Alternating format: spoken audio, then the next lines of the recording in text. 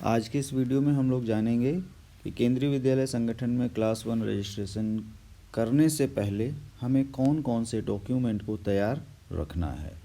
इस बार जो भी आवेदन हैं सब ऑनलाइन हो रहे हैं, तो कुछ चीज़ों को अपने साथ ज़रूर कैरी करके ले जाएं, अपने पास ज़रूर रखें, जिससे कि आपको किसी भी प्रकार की असुविधा ना हो और आपका फॉर्म जल्दी से जल्दी भरा जा सके।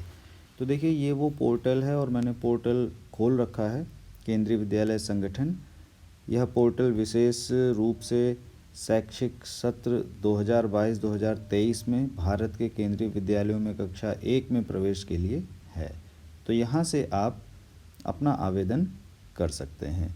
अगर आपको इस लिंक की आवश्यकता होगी तो मैं डिस्क्रिप्शन में लिंक भी आपको प्रोवाइड करा दूंगा, जिससे कि आपको वहीं से अपना आवेदन भरने में आसानी हो जाए। तो देखिए, यहाँ पर लिखा हुआ है सबसे पहले पंजीकरण करने के लिए क्लिक करें। तो हम लोग क्या करेंगे, इस पर क्लिक कर देंगे। तो ये मैंने क्लिक कर दिया और यहाँ पर आ गए हम लोग। आप अपनी लैंग्वेज चूज़ कर सकते हैं, इंग्लिश, हिंदी, और इसमें आप देख पा रहे होंगे कि यहाँ कैटेगरी में general instructions, application process, reading the instructions first time user, ये सारी चीज़ें आपको लेफ़्ट हैंड में मिल जाती हैं। तो हेल्प डेस्क के बारे में भी इन्होंने बताया है कि ये 28 फरवरी 2022 सुबह 10 बजे से उपलब्ध रहेगी, खुल जाएगी। ठीक है। इंस्ट्रक्शंस में देखिए, सबसे पहला है जनरल इंस्ट्रक्शंस।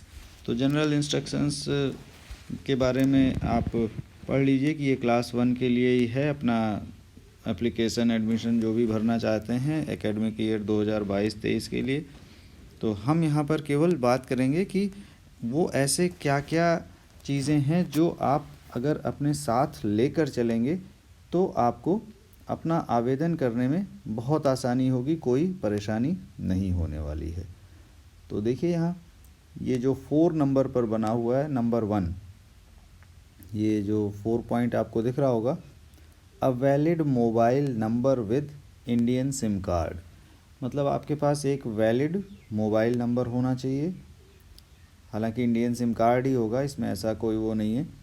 यानी वो जो आपका मोबाइल नंबर हो वर्किंग में हो, ऐसा ना हो कि उसकी इनकमिंग नहीं आ रही है, ऐसा ना हो कि आने वाले दिनों में इनकमिंग बंद हो जाए। तो इसलिए वैलिड मोबाइल नंबर हो जो वर्किंग में हो, काम कर रहा हो। A valid email address, email address भी होता है जो गूगल या फिर याहू मेल पर लोग बना लेते हैं, बहुत आसानी से बन जाता है, इसमें आपको कोई परेशानी नहीं होगी। अगर आप नहीं बना पाते हैं तो जिस साइबर से आप अपना आवेदन कराने जा रहे हैं वो अपना मेल भी बता सकता है, या आपके घर में किसी का भी मेल हो वो भी यूज़ कर सकते हैं। बस होना क्या चाहिए, वो उस पर मेल आ रहे हों, जा रहे हों, ऐसा ना हो कि बंद हो गया हो। तीसरा है अ डिजिटल फोटोग्राफ और scanned photograph of the child seeking admission. और कैसा होना चाहिए, JPEG file of size most 256 KB।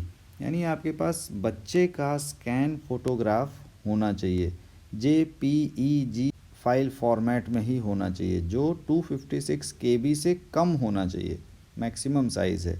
Digital photograph का मतलब है कि अगर एक फ़ोटोग्राफ है उसको आप स्कैन कर लेंगे, तो आजकल बहुत सारे ऐप आपके मोबाइल में भी आ रहे हैं, कहीं किसी को पेमेंट करने की कोई आवश्यकता नहीं है। लेकिन आप अगर नहीं कर पाते हैं तो एक फ़ोटो साथ में रखिए और साइबर कैफ़े वाला कर देगा।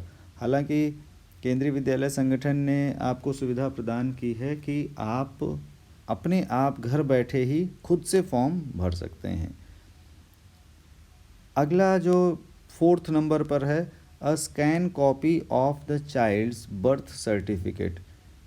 यानी बर्थ सर्टिफिकेट, आपके पास बच्चे का ओरिजिनल बर्थ सर्टिफिकेट होगा, उसे भी स्कैन कर लेना है। मोबाइल में एडोब स्कैनर ले लिए रख लीजिए, उससे आप फ़ोटो खींचें या स्कैन करके कर सकते हैं। और उसका भी जो साइज़ है वो 256 KB से कम होना चाहिए, JPEG फॉर्मेट हो या फिर PDF हो, लेकिन साइज़ उसका भी 256 KB से कम होना चाहिए।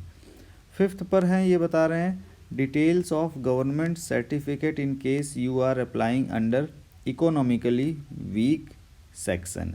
यानी अगर आप EWS के लिए अप्लाई कर रहे हैं तो आपके पास गवर्नमेंट जो एक सर्टिफिकेट इशू करती है जिससे ये प्रूव हो सके, वो सर्टिफिकेट होना चाहिए।